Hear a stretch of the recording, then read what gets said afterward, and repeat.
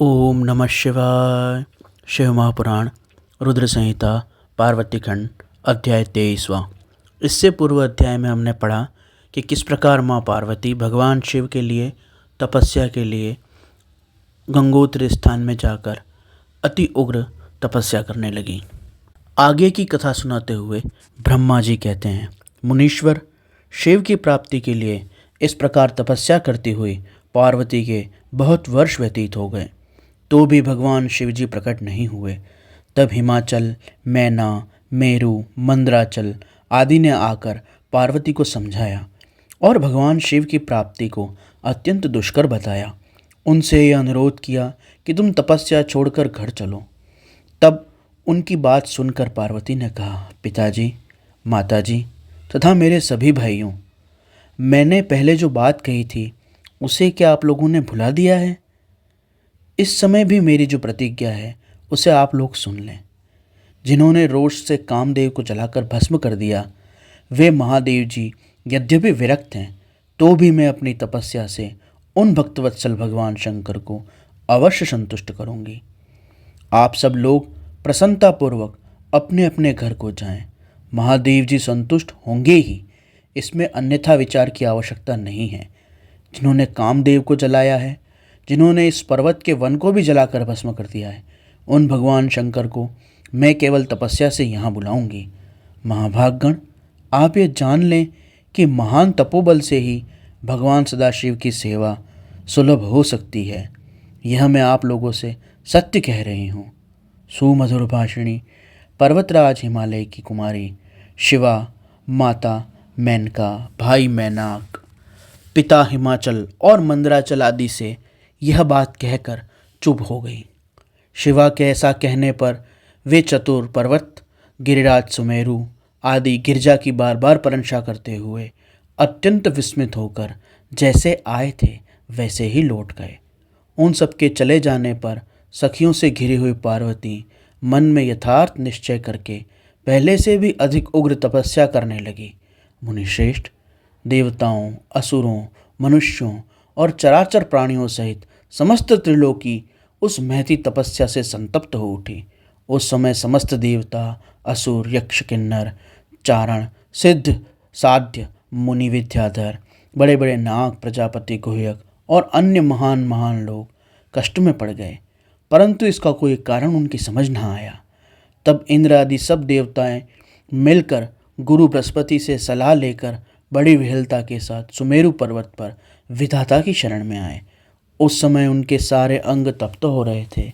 वहां आकर उन्होंने ब्रह्मा जी को प्रणाम करके व्याकुल और कांतिहीन देवताओं ने भगवान ब्रह्मा जी की स्तुति की और पूछा, प्रभु, जगत के संतप्त होने का क्या कारण है? उनका यह प्रश्न सुनकर मन ही मन शिव का स्मरण करके विचारपूर्वक मैंने सब कुछ जान लिया। इस समय विश्व में जो दाह उत्पन्न हो गया है वह गिरिराज की तपस्या का फल है। यह जानकर मैं ब्रह्मा उन सबके साथ शीघ्र ही क्षीर सागर को गया। वहाँ जाने का उद्देश्य भगवान विष्णु से सब कुछ बताना था।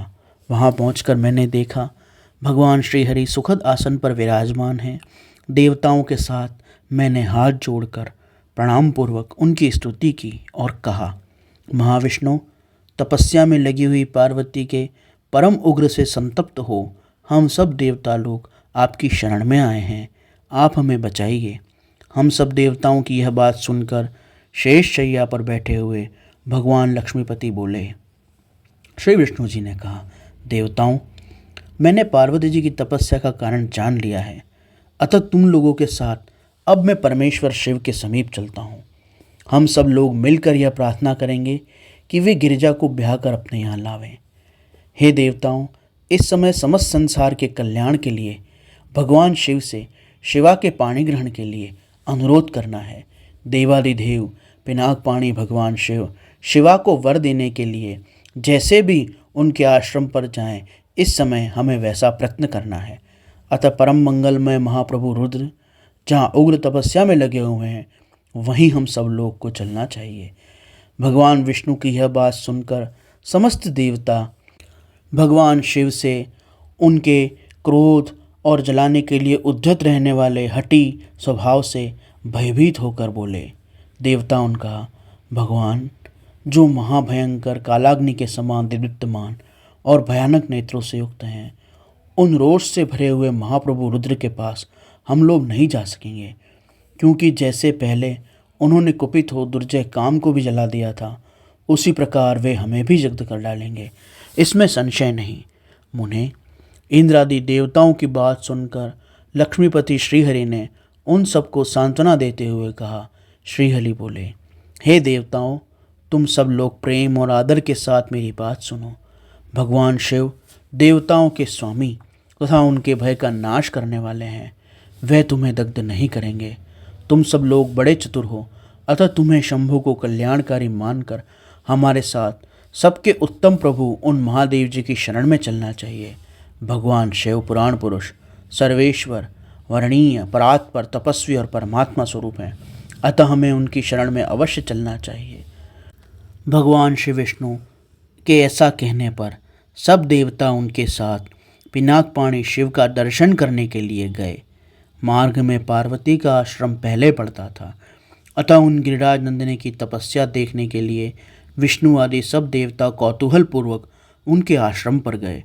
पार्वती की श्रेष्ठ तप को देखकर सब देवता उठ के उत्तम तेज से व्याप्त हो गए।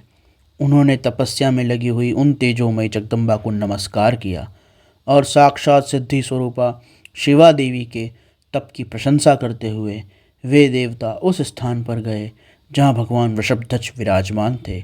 मुने, वहाँ पहुंचकर सब देवताओं ने पहले तुम्हें उनके पास भेजा और स्वयं वे मदन दहनकारी भगवान हर से दूर खड़े रहकर वहीं से यह देखते रहे कि भगवान शिव अभी प्रसन्न हैं।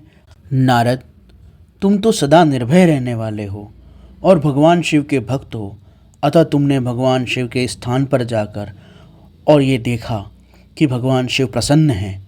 फिर वहाँ से आकर तुम श्री विष्णु आदि सब देवताओं को भगवान शिव के स्थान पर ले गए। वहाँ पहुंचकर विष्णु आदि सब देवताओं ने भक्तवत्सल शिवजी को सुखपूर्वक प्रसन्न मुद्रा में बैठे हुए देखा। अपने गणों से घिरे हुए शंभु तपस्वी का रूप धारण किए योग पट्ट पर आसीन थे। उन परमेश्वर रूपी शंकर का दर्शन करके मुझ ब्रह्मा सहित श्री विष्णु तथा अन्य देवताओं, सिद्धों और मुनीश्वरों ने उन्हें प्रणाम किया और वेदों और उपनिषद सूत्रों द्वारा उनका स्तवन किया। इस प्रकार शिव महापुराण रुद्र संहिता पार्वती खंड में अध्याय 23वां यहाँ संपूर्ण हुआ। ओम नमः शिवाय।